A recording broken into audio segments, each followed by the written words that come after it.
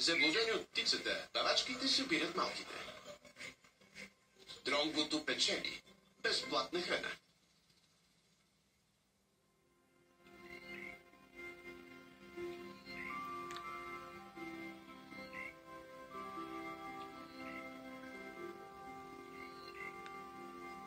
През първите седмици от живота на единственото леопарче, майка му го пренаси от едно убежище в друго.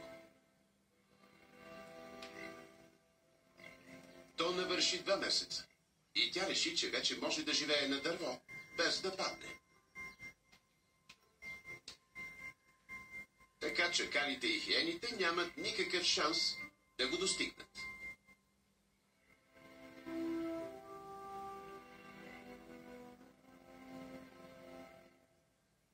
Но времето минава бавно, когато висиш на клон в очакване на майка си.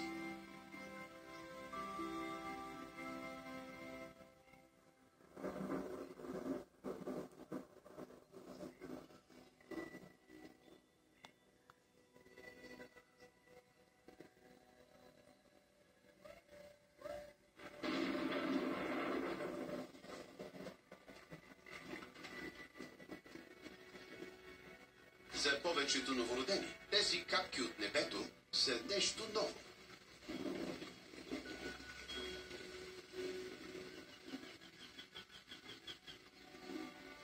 Но лъвчетата изобщо не са обезпокоени от силния порой.